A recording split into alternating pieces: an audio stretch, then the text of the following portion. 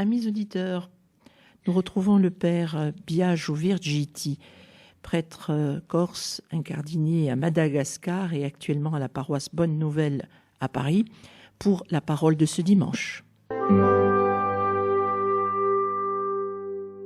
Chers amis de votre radio chrétienne, bienvenue pour cette nouvelle émission où nous allons commenter les lectures du 24e dimanche du temps ordinaire. Commençons sans plus tarder par la proclamation de l'Évangile. De l'Évangile de Jésus-Christ selon saint Matthieu. En ce temps-là, Pierre s'approcha de Jésus pour lui demander « Seigneur, lorsque mon frère commettra des fautes contre moi, combien de fois dois-je lui pardonner ? Jusqu'à 7 fois ?» Jésus lui répondit « Je ne te dis pas jusqu'à 7 fois, mais jusqu'à 70 fois 7 fois. » Ainsi, le royaume des cieux est comparable à un roi qui voulut régler ses comptes avec ses serviteurs. Il commençait, quand on lui amena quelqu'un qui lui devait 10 000 talents, c'est-à-dire 60 millions de pièces d'argent. Comme cet homme n'avait pas de quoi rembourser, le maître ordonna de le vendre, avec sa femme, ses enfants et tous ses biens, en remboursement de sa dette. Alors, tombant à ses pieds, le serviteur demeurait prosterné et disait « Prends patience envers moi, et je te rembourserai tout. » Saisi de compassion, le maître de ce serviteur le laissa partir et lui remit sa dette. Mais en sortant, ce serviteur trouva un de ses compagnons qui lui devait 100 pièces d'argent. Il se jeta sur lui pour l'étrangler en disant « Rembourse ta dette !» Alors, tombant à ses pieds, son compagnon le suppliait « Prends patience envers moi, et je te rembourserai. » Mais l'autre refusa, et il le fit jeter en prison, jusqu'à ce qu'il ait remboursé ce qu'il devait. Ses compagnons, voyant cela, furent profondément attristés, et allèrent raconter à leur maître tout ce qui s'était passé. Alors celui-ci le fit appeler et lui dit « Serviteur mauvais, je t'avais remis toute cette dette parce que tu m'avais supplié. Ne devais-tu pas, à ton tour, avoir pitié de ton compagnon comme moi-même j'avais eu pitié de toi ?» Dans sa colère, son maître le livra au bourreau, jusqu'à ce qu'il eût remboursé tout ce qu'il devait. C'est ainsi que mon Père du ciel vous traitera si chacun de vous ne pardonne pas à son frère du fond du cœur.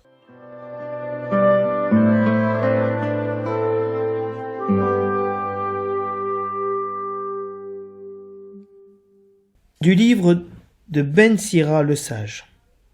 Rancune et colère. Voilà des choses abominables, où le pécheur est passé maître. Celui qui se venge éprouvera la vengeance du Seigneur. Celui-ci tiendra un compte rigoureux de ses péchés. Pardonne à ton prochain le tort qu'il t'a fait.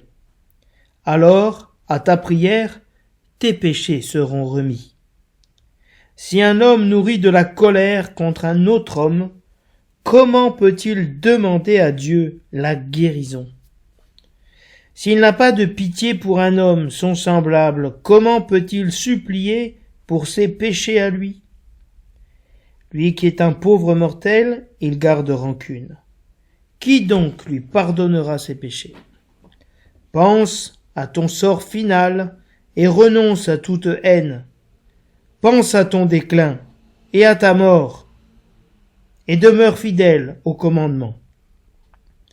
Pense au commandement, et ne garde pas de rancune envers le prochain. Pense à l'alliance du Très-Haut, et sois indulgent pour qui ne sait pas.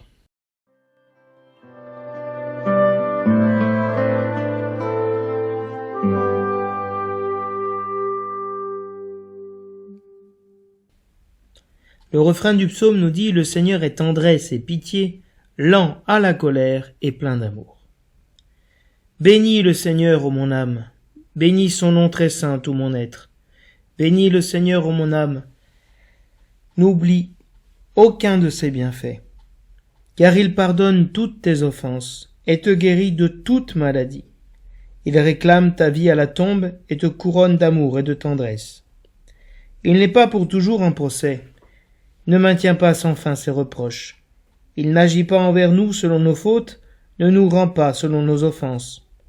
Comme le ciel domine la terre, fort est son amour pour qui le craint.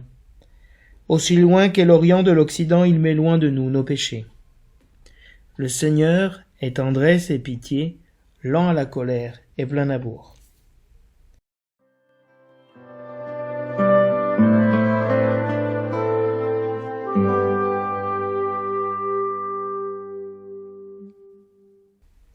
De la lettre de saint Paul apôtre aux Romains.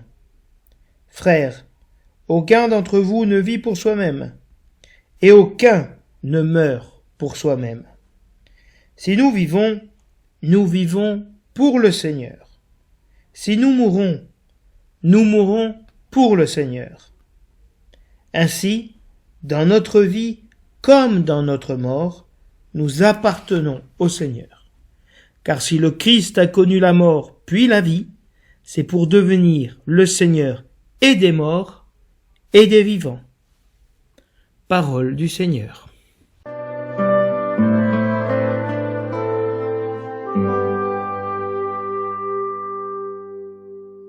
Le thème de ce dimanche tourne autour du pardon, qui est un thème central dans le christianisme et dans le Notre Père. Pardonne-nous nos offenses, comme nous pardonnons aussi à ceux qui nous ont offensés. Et le pardon est envisagé en réponse ou comme remède, dans les lectures de ce dimanche, à la colère, à la rancune, à la rancœur et surtout à la vengeance. La première lecture nous dit « Comment être aussi déterminé à condamner le prochain alors que nous sommes tous semblables, tous faits de la même pâte, tous fragiles, tous pleins d'orgueil, pleins de fragilité. Comment ne pas pardonner face à la mort qui nous attend, nous dit le Siracide.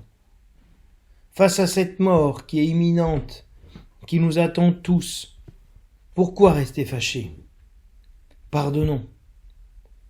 Comment ne pas pardonner face au commandement et à l'alliance que Dieu a faite avec nous? Voilà les arguments que présente le Siracide pour nous aider justement à quitter la rancune, le péché et rentrer dans le pardon, dans la miséricorde de Dieu.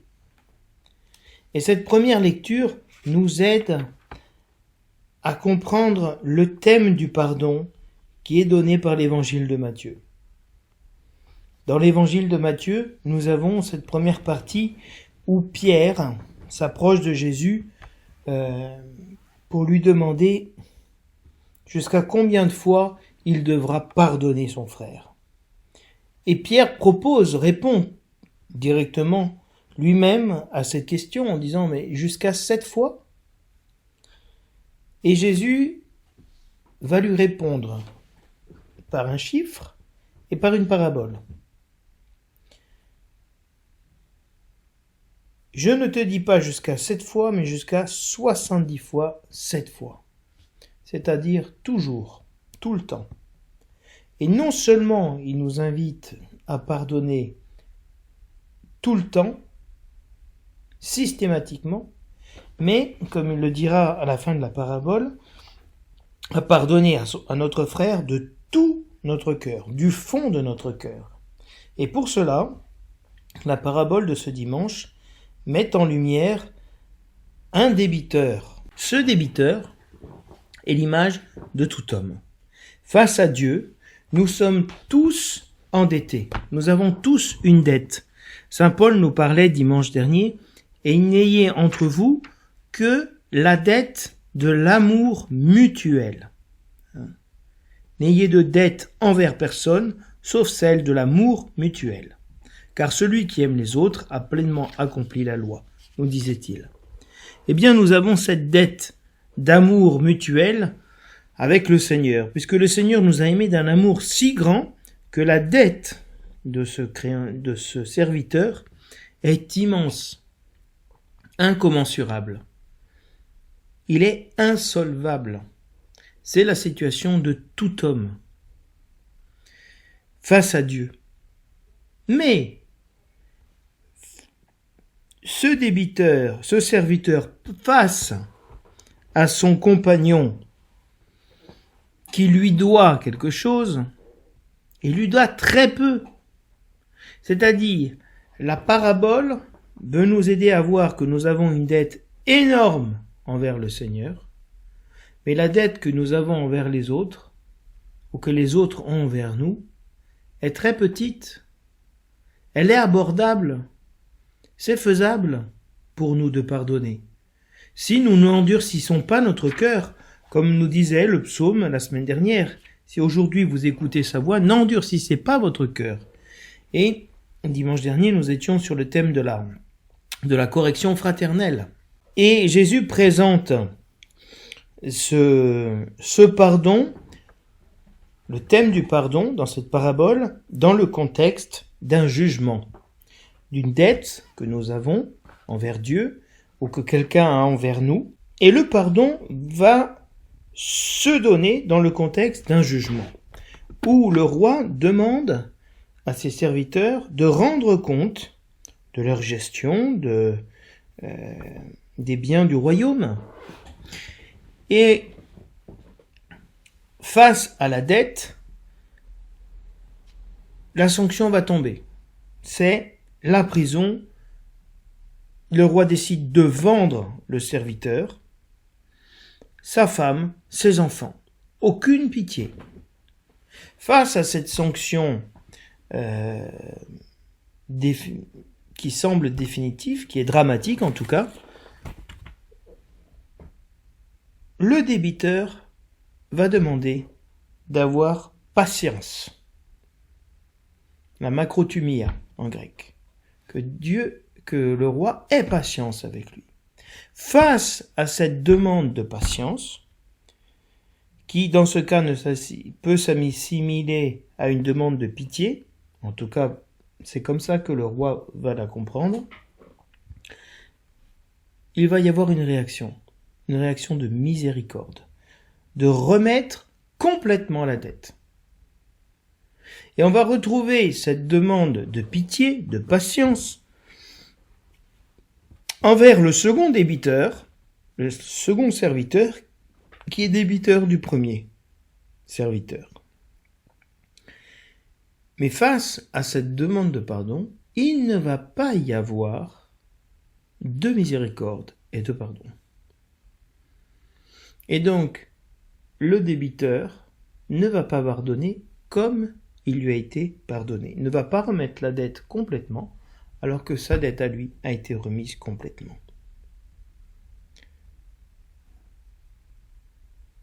C'est à ce moment-là que survient le jugement moral. Serviteur mauvais. Avant, non. Il n'est pas dit qu'il était mauvais, qu'il était infidèle, qu'il avait fait une mauvaise gestion. Mais après avoir reçu la miséricorde de Dieu, à ce moment-là, il est dit qu'il est mauvais. Parce qu'il est mauvais parce qu'il n'a pas perçu la miséricorde de Dieu venir à lui. Ne devais-tu pas à ton tour avoir pitié de ton compagnon comme moi-même j'ai eu pitié de toi? Et donc il y a une pitié, une miséricorde à avoir envers nos frères comme le Seigneur a eu envers nous. Et la première lecture dit bien que la rancune, la colère, la vengeance sont des choses abominables. Le pardon est nécessaire dans cette première lecture pour recevoir nous-mêmes le pardon de nos péchés. Pardonne à ton prochain le tort qu'il t'a fait, alors à ta prière tes péchés seront remis. C'est le titre que le lectionnaire donne à cette lecture, et donc qui est tiré de un des versets de la lecture de Ben Sirac.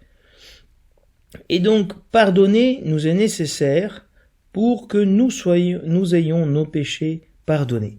Remets-nous nos offenses comme nous pardonnons aussi à ceux qui nous ont offensés.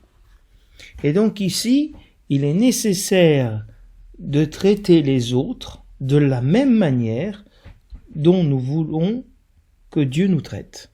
Et donc, agis envers les autres comme tu veux que le Seigneur agisse envers toi. Et ce péché, ce mal, cette colère, nous pouvons en guérir. Si un homme nourrit de la colère contre un autre, qu'il demande à Dieu la guérison. Il peut guérir. Dieu peut pardonner les péchés. Et Dieu peut nous libérer de la rancune, de garder rancune envers les autres. Que nous puissions nous aussi, comme Dieu, pardonner les péchés des autres. Renoncer au mal, renoncer à la haine. Parce que la mort nous attend. Mais la mort qui nous attend n'est pas seulement la mort physique. C'est de rester dans le péché, dans la rancune, dans la colère, et ça, c'est la mort. Et Jésus-Christ est venu nous libérer de cette mort. Le Seigneur est tendresse et pitié, lent à la colère et plein d'amour. Voilà ce que nous dit le psaume comme réponse à cette lecture, à la première lecture. Vraiment, le Seigneur nous pardonne. Et comment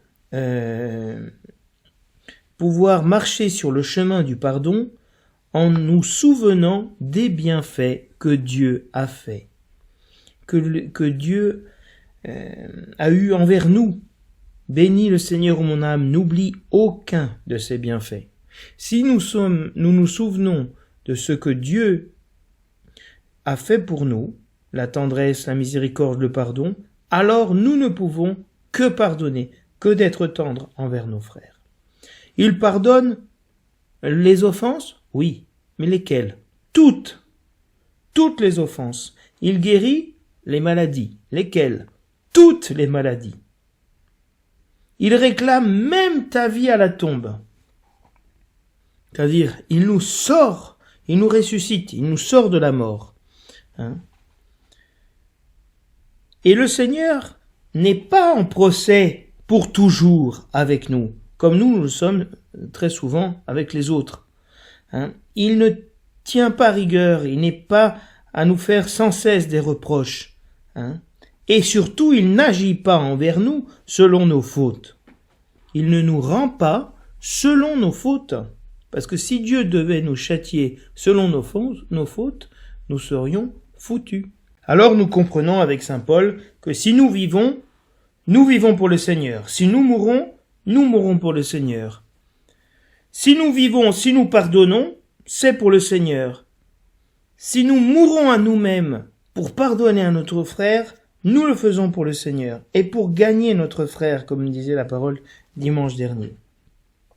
Parce que nous appartenons au Seigneur et donc nous sommes créés à son image et à sa ressemblance et nous sommes appelés à ressembler à Dieu, à avoir son image en nous, la manifester. Et le nom de Dieu est miséricorde. Et c'est pour cela que le Seigneur est le Seigneur des vivants et des morts. Il est le Seigneur et des morts et des vivants. C'est-à-dire qu'il a pouvoir sur toute réalité. Et si nous avons reçu l'Esprit de Dieu, nous avons pouvoir aussi sur ces morts, sur ces jugements, sur cette rancune. Et nous pouvons vivre de cette vie qu'est la communion, qu'est le pardon.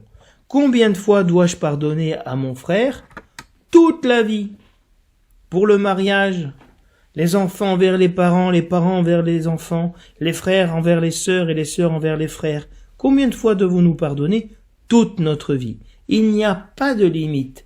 Il n'y a pas de limite qui soit atteinte pour nous. Les gens n'ont pas comblé la mesure. Cette mesure ne peut pas être comblée. Et donc nous pouvons toujours pardonner. Le Seigneur a ouvert pour nous cette capacité de pardonner toujours et du fond du cœur.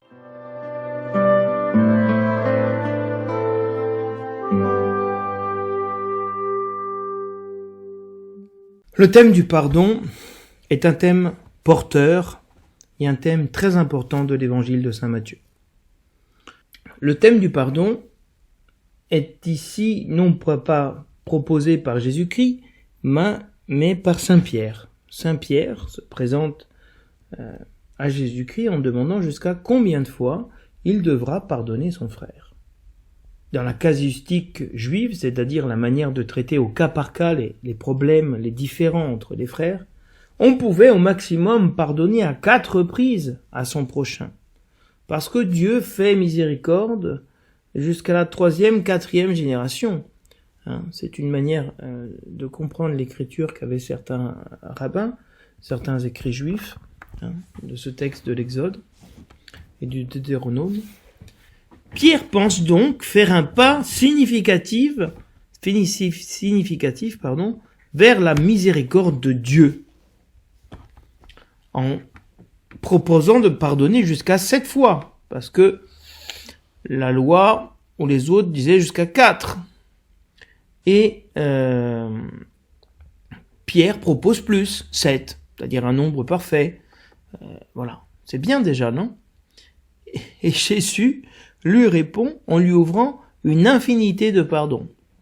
Jésus renverse complètement l'arrogance de Lamech, dans le chapitre 4 de la Genèse, qui est un des descendants de Caïn. Caïn qui est donc le premier assassin, le premier meurtrier, à avoir versé le sang de son frère, donc quelqu'un qui n'a pas pardonné à son frère. Et donc Lamech est quelqu'un qui n'a aucune intention de pardonner, et de ne pardonner jamais. Caïn sera vengé 7 fois,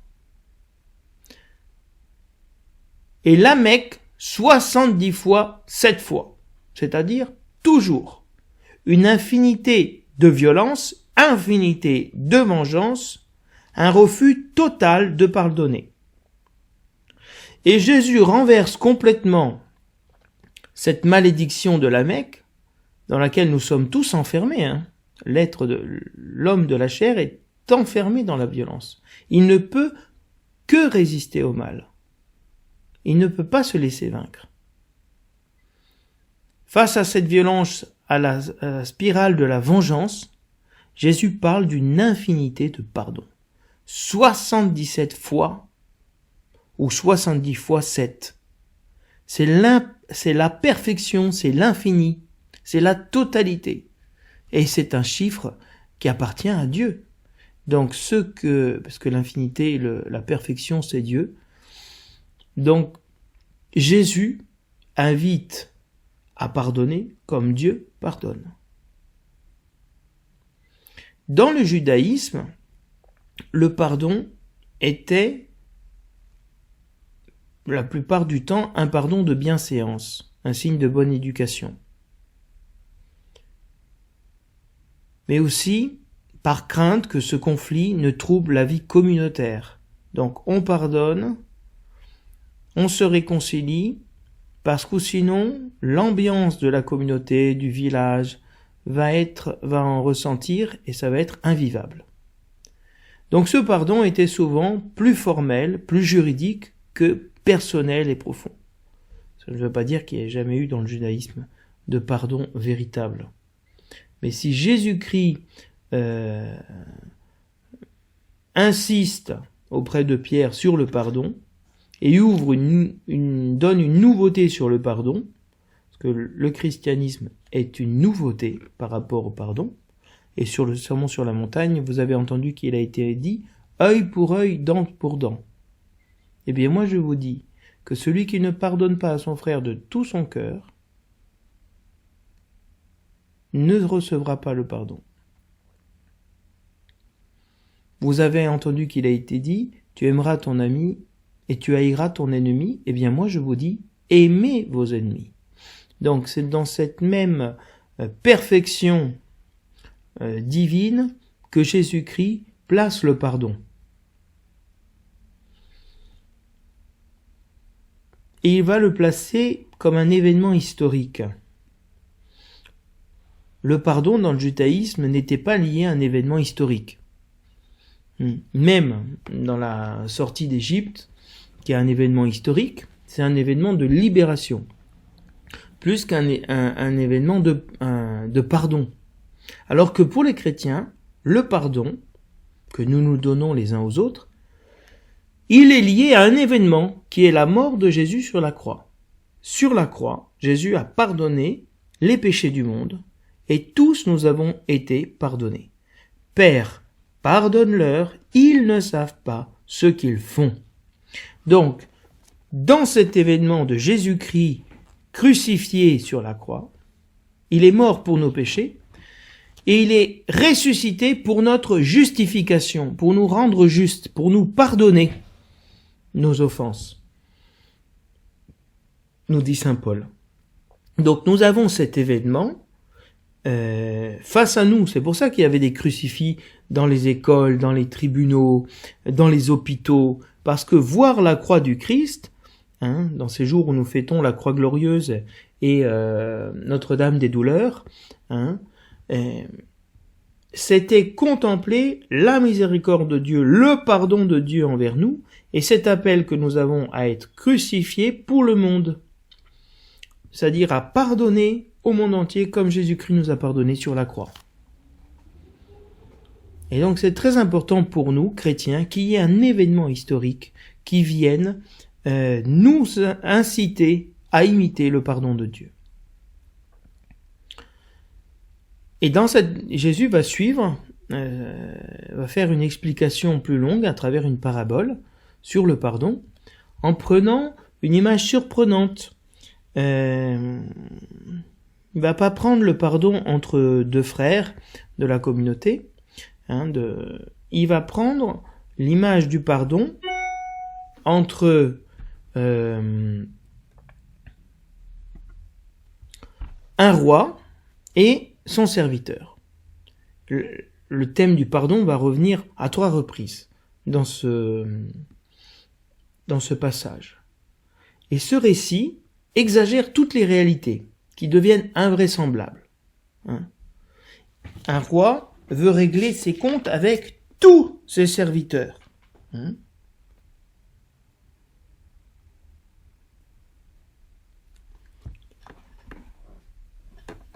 La dette qu'un serviteur a contractée est incroyable. Énorme. Des millions et des millions. Le récit ne nous dit pas si c'est le fruit de sa malhonnêteté, de sa mauvaise gestion. On sait juste que cet homme est dans une situation inextricable.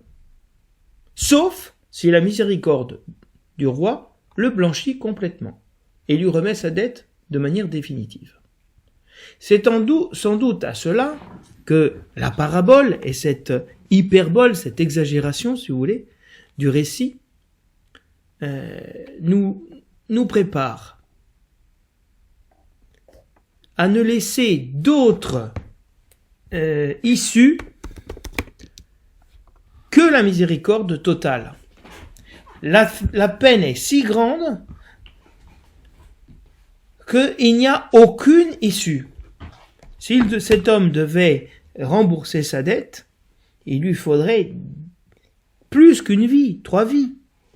D'ailleurs, nous voyons que dans certains pays aujourd'hui, il y a des personnes qui sont condamnées à 1000 ans, 1600 ans de prison pour payer leurs dettes. Évidemment, personne ne meurt à 1600 ans, il meurt bien plus tôt. Mais pour montrer la grandeur de la dette, qu'il faudrait une vie, plus d'une vie, des centaines, des milliers de vies pour pouvoir rembourser cette dette.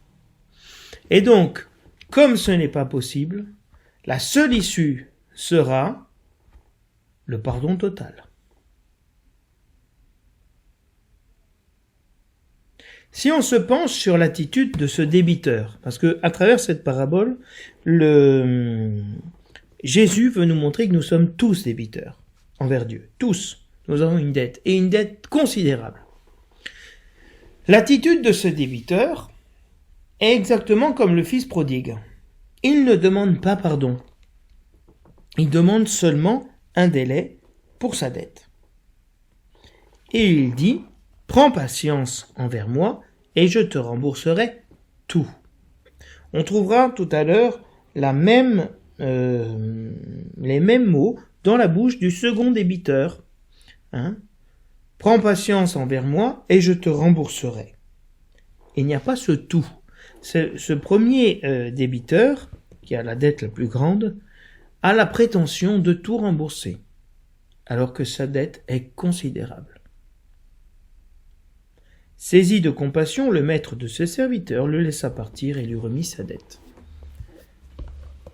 Le roi lui accorde bien plus que ce qu'il demandait, puisqu'il lui remet sa dette. Ici, il est dit saisi de compassion, en grec, c'est cette notion des entrailles de miséricorde qui frémissent, qu'on retrouve lorsque Jésus frémit de compassion pour les hommes. C'est le siège de la volonté, aussi des émotions, et dans le langage biblique, ces entrailles sont remuées pour agir de manière exceptionnelle, de pardonner, de montrer l'amour de Dieu envers l'homme. Et donc, nous sommes ici, avec cette attitude du roi, une attitude qui est donnée à Jésus-Christ, une attitude divine, d'être saisi de compassion, et de rembourser, et de remettre la dette, qui est incommensurable. Il n'a pas diminué la dette, il n'a pas arrangé les choses, comme un compromis, un petit peu pour faire un peu justice et en même temps miséricorde, non. Il remet sa dette. Point final.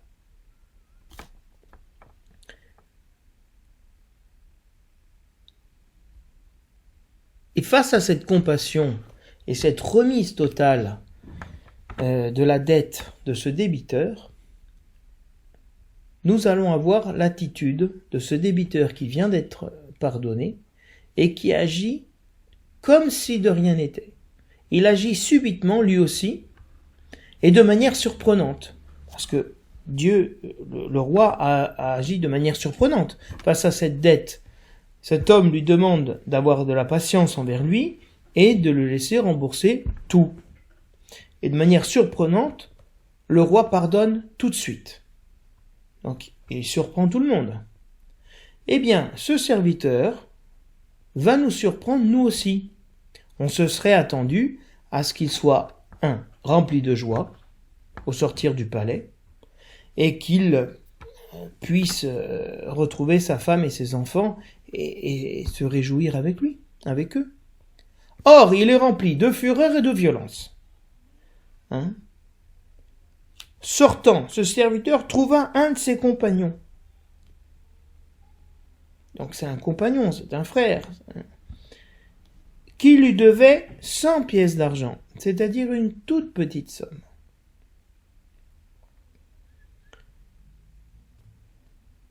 Il se jeta sur lui pour l'étrangler. Donc, il reçoit le pardon, sa dette est remise et il se jette pour tuer son frère. Il se jette sur lui pour le tuer. Donc ce pardon n'a eu sur lui aucune influence. Rien ne s'est passé. Son esprit n'a pas bougé d'un centimètre. Et on voit la différence entre cette dette de 100, alors qu'il devait 10 000 talents. Ici, il n'est même pas parlé de talents, mais de pièces d'argent, c'est-à-dire 1000 fois moins. Cette dette, qui est incommensurable qu'il devait au roi, est une somme théologique, qui est due par le premier serviteur. Parce que nous sommes tous des débiteurs insolvables devant Dieu. Nous ne pourrons jamais lui rendre ce que nous avons reçu, comme dit le psaume. Comment rendrai-je au Seigneur tout le bien qu'il m'a fait ? J'élèverai la coupe du salut en invoquant le nom du Seigneur. Et donc,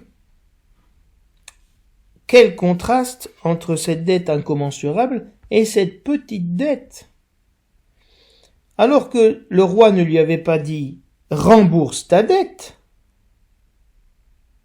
le roi avait pris une décision immédiate. Comme il n'avait pas de quoi rembourser, il ne lui demande pas de rembourser, il sait qu'il n'a pas de quoi rembourser, il ordonna de le vendre avec sa femme, ses enfants et tous ses biens. Cet exemple de vendre la femme, les enfants et les biens ne relève pas du droit juif, mais sans doute du droit d'un peuple païen. Parce que dans le droit juif, on ne pouvait pas vendre comme esclave un juif. Lorsqu'il avait volé un bien et ne pouvait pas le restituer. On ne pouvait pas vendre sa femme, ni ses enfants.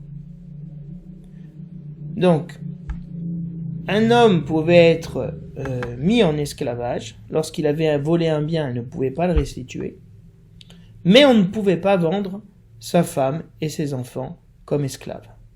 C'était impossible. Donc ici, nous sommes dans une autre situation, un roi païen qui ne connaît pas la loi juive et qui est intransigeant, extrêmement dur.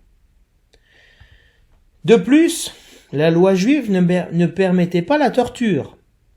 Or, à la fin de la parabole, le roi fait livrer le serviteur mauvais au tortionnaire, ce qui est une peine inhumaine. Donc, le cas qui est présenté ici de ce jugement avec un roi qui a une grande intransigeance, une grande miséricorde et qui fait payer comme il faut ce serviteur mauvais, c'est donc un cas étranger à la pratique juive. Pourquoi ?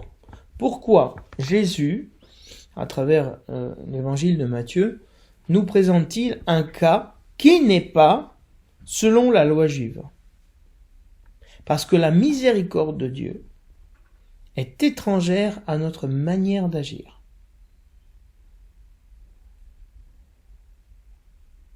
Et donc c'est très important. Si un roi devait agir envers ses débiteurs, il serait intransigeant.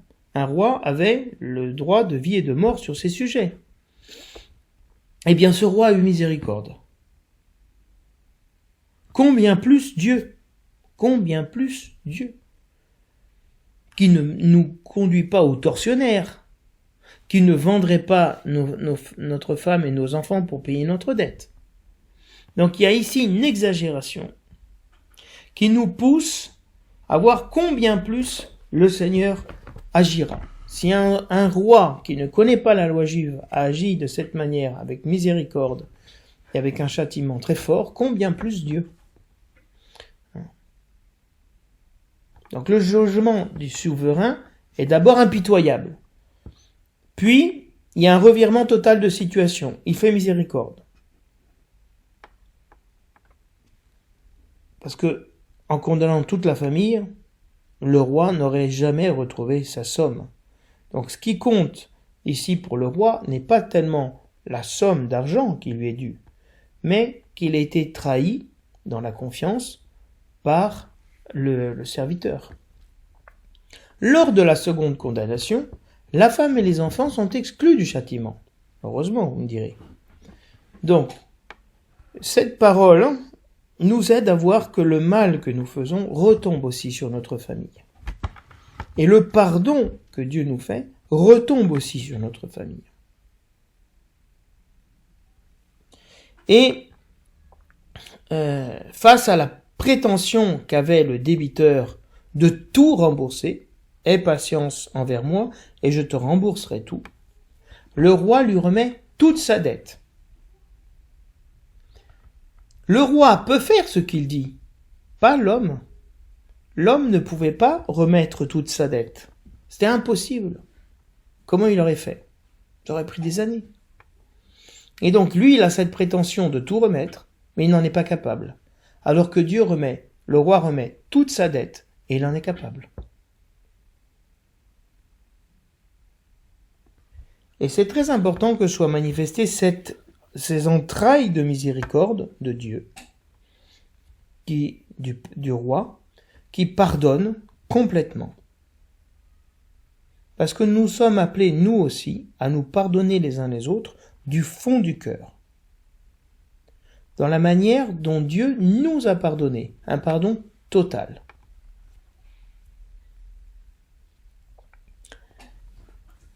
Et donc, je reviens sur ce serviteur, ce débiteur qui se jette sur son compagnon. Le compagnon lui doit de l'argent. Donc, notre débiteur avait le droit de se faire rembourser sa dette, sa petite dette. Mais le roi ne va pas le juger pour cela. D'ailleurs, ce sont les compagnons de ce serviteur qui, voyant cette attitude, furent profondément attristés, furent scandalisés, furent attristés parce qu'il a reçu le pardon de Dieu, il n'en a pas agi de même. Et donc ils vont raconter à leur maître ce qui s'est passé. Ils vont aider le maître, le roi, à faire justice.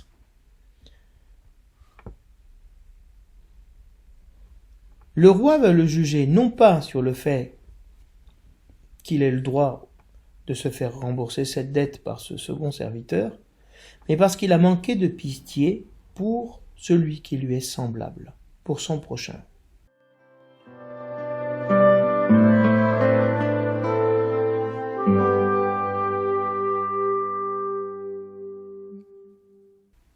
La première lecture nous prépare à écouter l'Évangile en parlant justement de la rancune, de la colère, comme une chose abominable aux yeux de Dieu.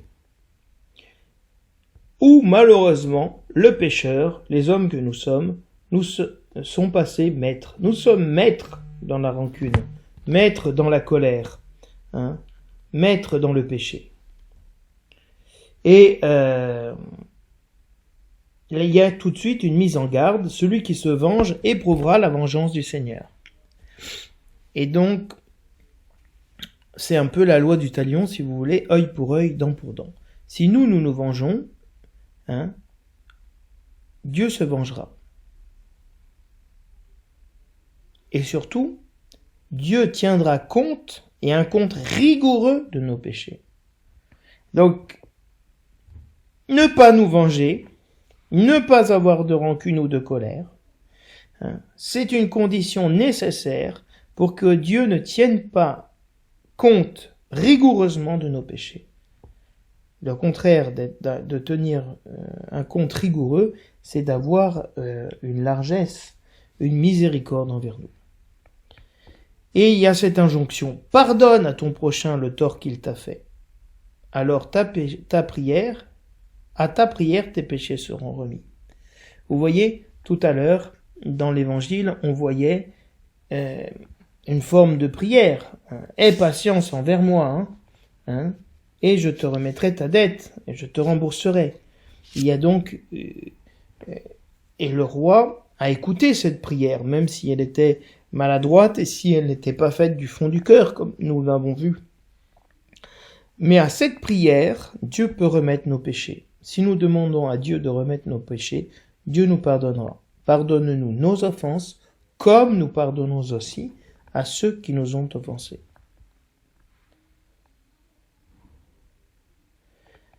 Et cette colère est une maladie. Cette rancune est une maladie.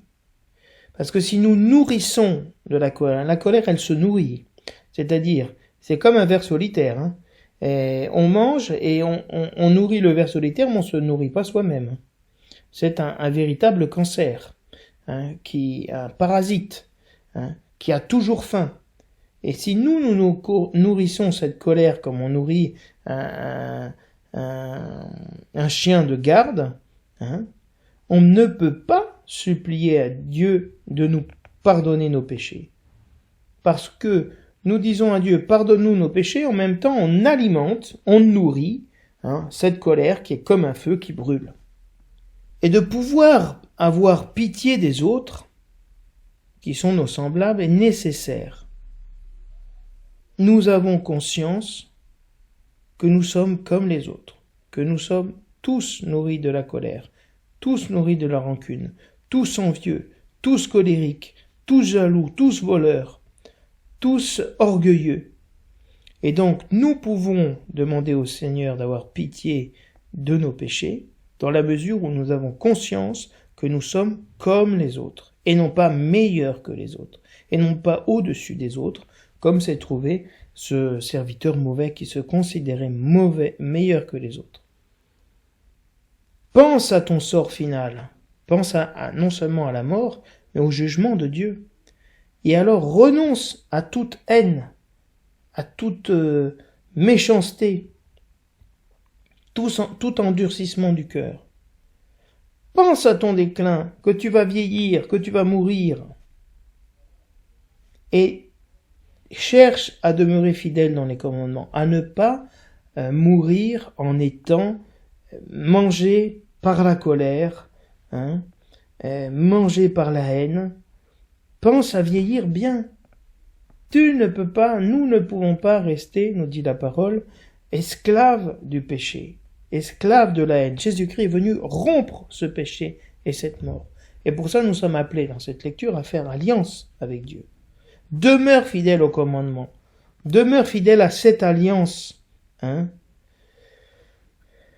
que Dieu a faite avec nous. Parce qu'il n'a pas gardé rancune envers nous de nos péchés, de nos idolâtries, du veau d'or, du murmure dans le désert systématique, et donne-nous à boire et donne-nous à manger, et dis à mon frère de partager l'héritage avec moi.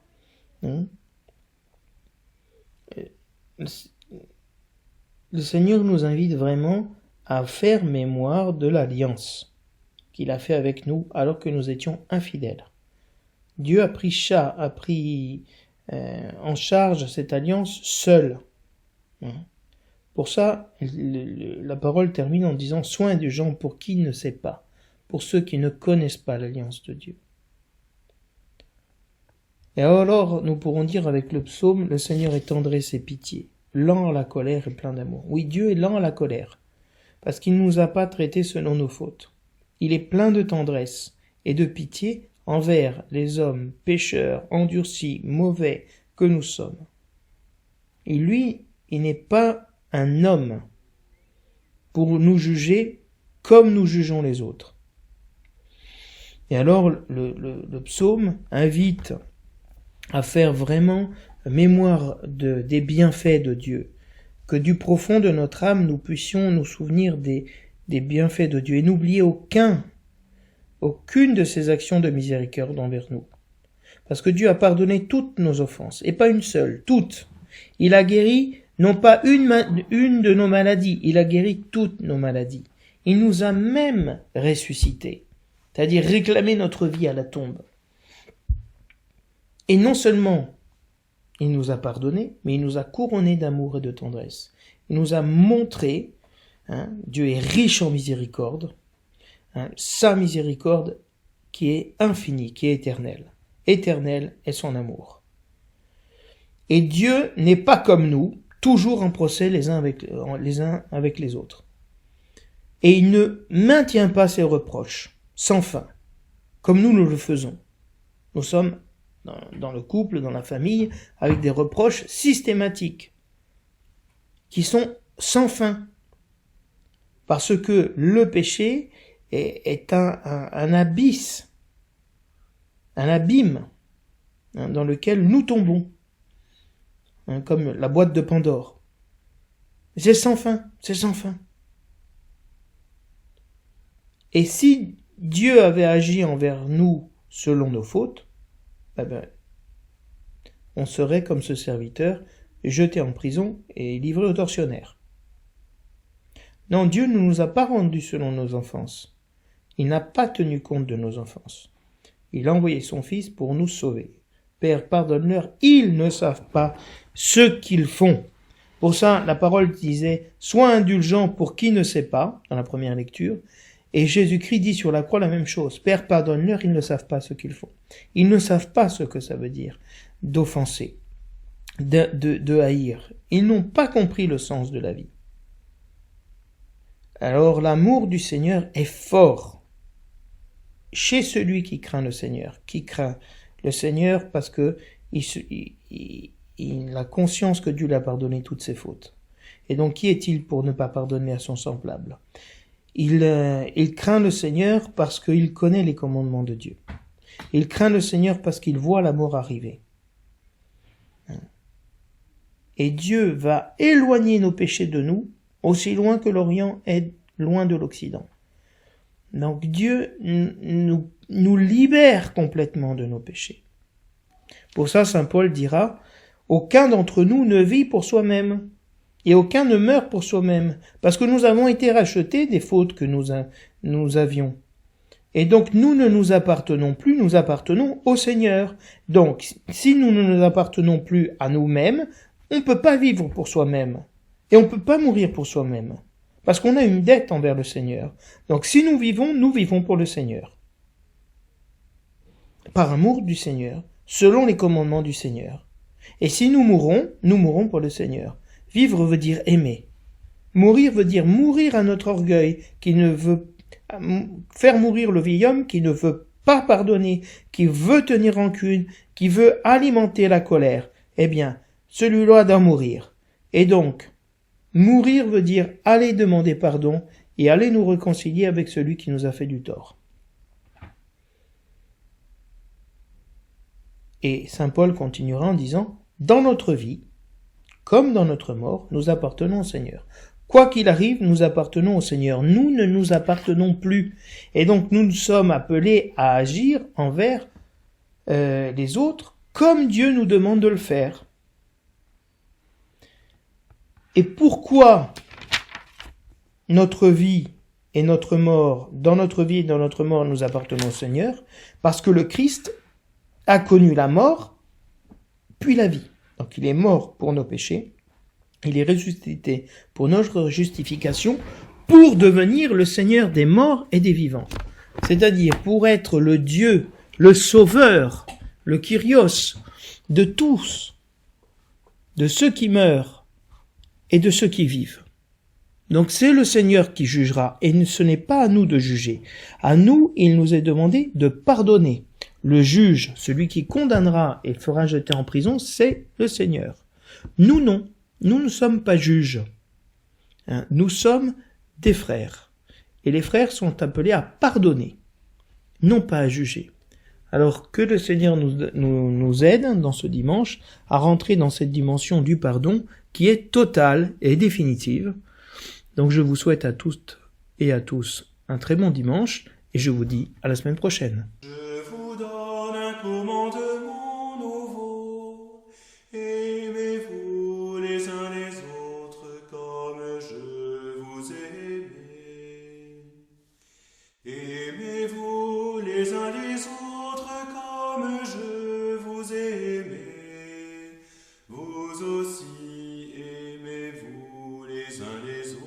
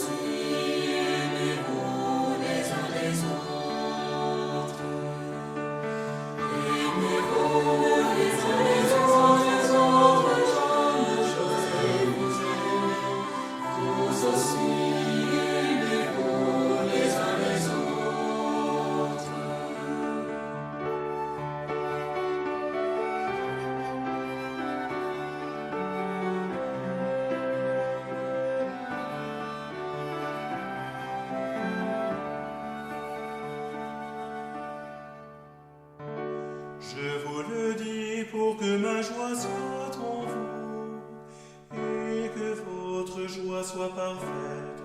Aimez-vous les uns les autres.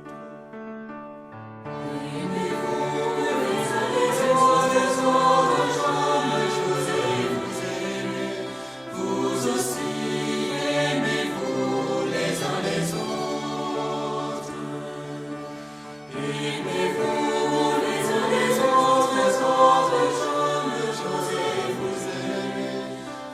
vous aussi, aimez-vous les uns les autres.